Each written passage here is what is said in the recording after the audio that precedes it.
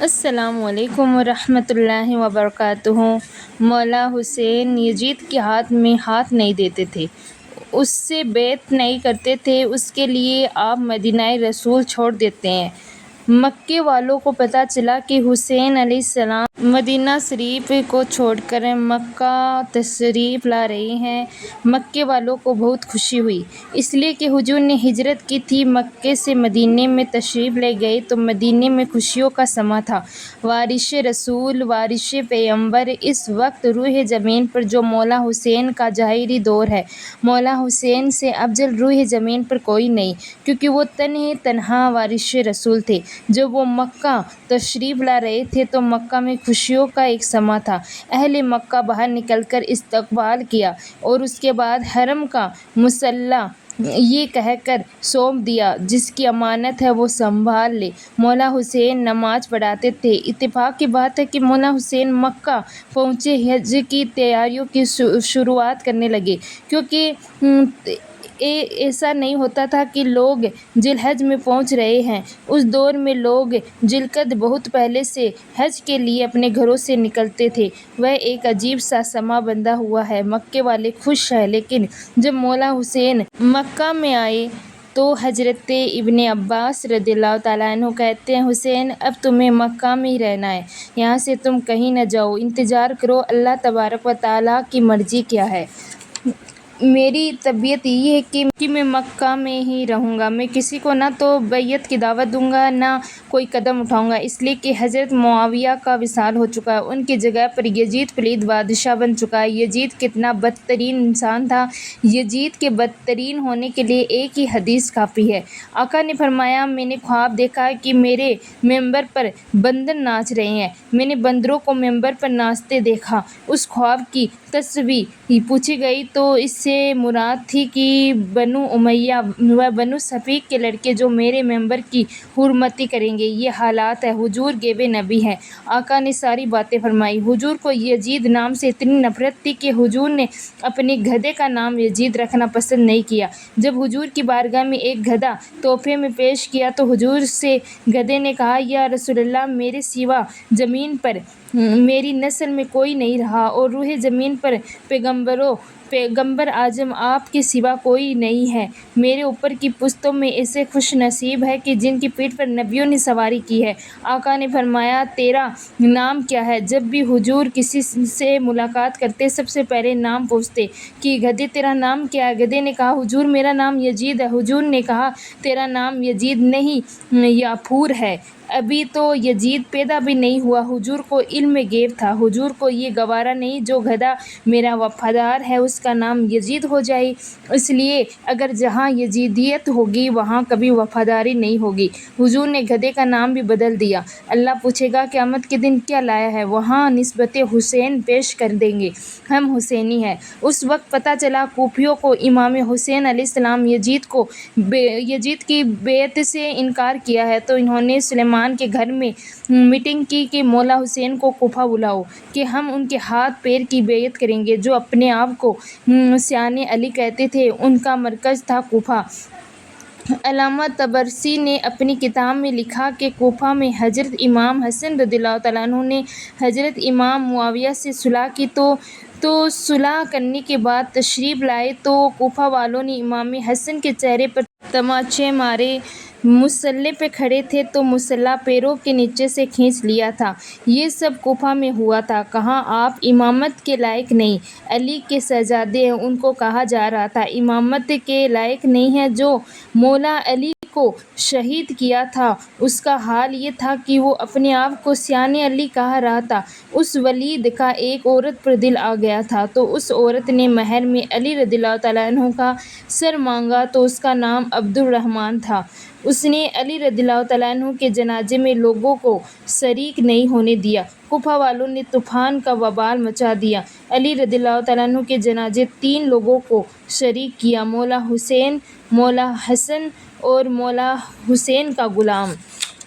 مولا علی کی شان یہ تھی کہ مولا علی نے شہادت کے وقت کہا تھا مجھے کوفہ میں دفن نہیں کرنا بلکہ میرا جنازہ لے کر چلنا اور ایک جنگل میں ایک نورانی پتھر ہوگا، اس پتھر کو ہٹا دینا، وہی میری قبر کھدی ہوگی۔ مولا حسین نے عرض کیا بابا جان آپ کی قبر پہلے سے کھدی ہوئی ہے؟ ہاں، اس لیے کہ نوح علیہ السلام کا علاقہ یہی علاقہ ہے، یہ وہی علاقہ ہے جہاں پر نوح علیہ السلام کو یبوس کیا گیا تھا اور یہی کشتی نوح لگی تھی اور نوح علیہ السلام کی کشتی کو جو کنارہ ملا تھا وہ پنجتن پاک کی برکت سے ہی ملا تھا۔ نوح علیہ السلام نے فرمایا جو کنارہ کشتی کو پنجتن پاک کی برکت سے ملا تھا وہ علی رضی اللہ تعالیٰ عنہ اسی کوفہ میں شہید ہوں گے۔ کوفہ بنا نہیں تھا، کوفہ بسا نہیں تھا، شہید بسا نہیں تھا، یہ ایک جنگل تھا جس کا نام کوفہ ہوگا۔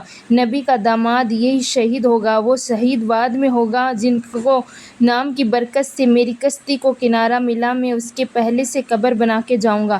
یہ حسین علیہ السلام کے بابا کی شان ہے، مولا علی کی شان ہے۔ اولو پیغمبر جس کی قبر کھودتا ہے مولا حسین کے بابا ہے۔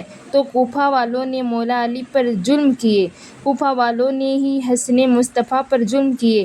یہ بات اب واجب تھی کہ مولا حسین اب آپ کو یہی لوگ بلائیں گے، کوفہ والے بڑے بدمعاش ہیں، وہی بلائیں گے، اب آپ کو سامنے بڑی بدتمیزیاں کریں گے، کیونکہ آپ کے بھائی کے ساتھ کی، آپ کے بابا علی کے ساتھ کر چکے ہیں، اب آپ کے ساتھ کریں گے۔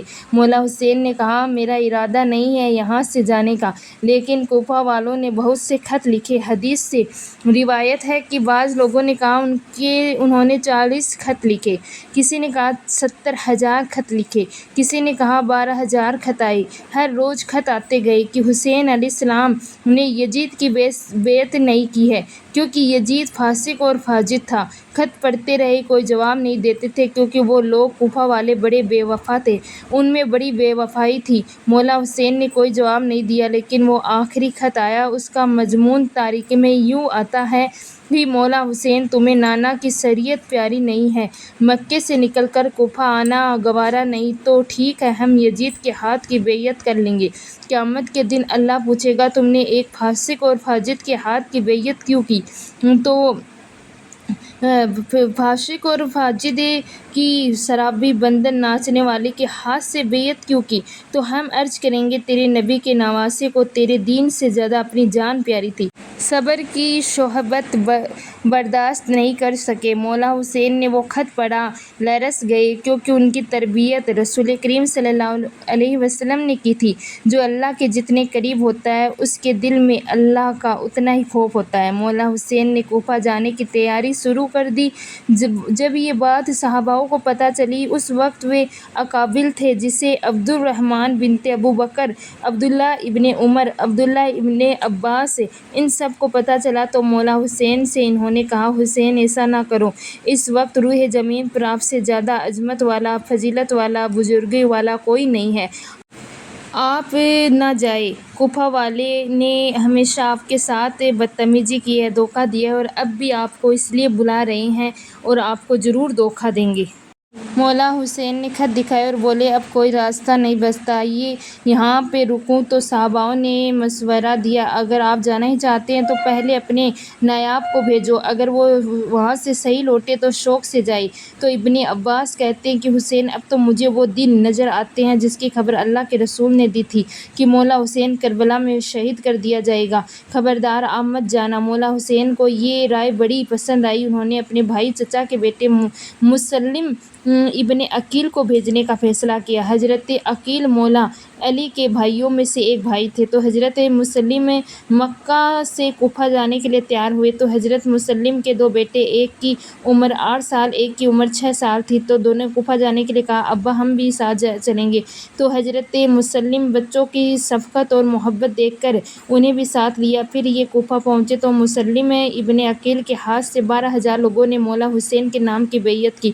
اس وقت وقت گورنمنٹ کوفہ کے صحابۂ رسول نعمان ابن بشیر تھے۔ نعمان رضی اللہ تعالیٰ عنہ کو پتہ چلا کہ لوگوں نے مسلم رضی اللہ تعالیٰ عنہ کے ہاتھ کی بیعت کر رہے ہیں تو وہ مسجد گئے اور ممبر پر چڑھ گئے اور کہا، بھائی ایسا مت کرو، اگر یزید کو پتہ چلے گا تو وہ سختی کرے گا۔ لوگ یزید کے حامی تھے کہ ایسی تقریر سے کہیں کام نہیں چلے گا، آپ کارروائی کریں۔ تو نعمان ابن بشیر نے کہا کہ کیا میں نبی کی اولاد پر کارروائی کروں؟ میں عقیل کے ہاتھ کی بیعت کر رہے تھے تو اس وقت آپ مختار ابن عبید شفقی کے گھر میں قیام تھے۔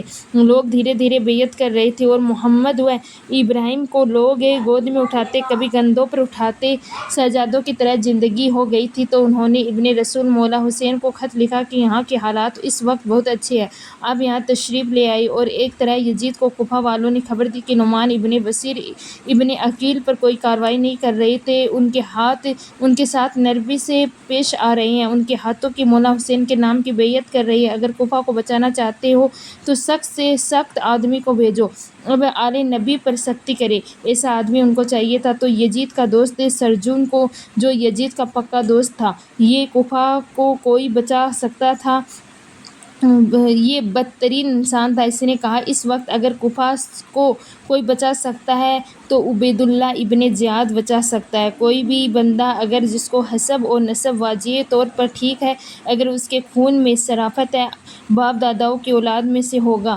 تو وہ نبی کی اہل بیت کا کبھی غدار، گستاخ یا گالی دینے والا نہیں ہوگا۔ میرے آقا کی حدیث ہے کہ میری اولاد کو ستانے والا 3 لوگوں میں سے ہی ہوگا، اس لیے یہ بہت سختی کے ساتھ نصیحت کر رہا ہوں۔ اگر آپ کے سامنے کوئی آل نبی آ جائے، آج بھی آل نبی موجود ہے اور قیامت تک رہیں گے، تو آ جائے، کتنا بڑا ہی مسئلہ کیوں نہ ہو، آپ ان سے نہ الجھیں، داڑھیاں مڑی ہوئی دیکھیں، آپ انہیں کچھ نہ کہیں۔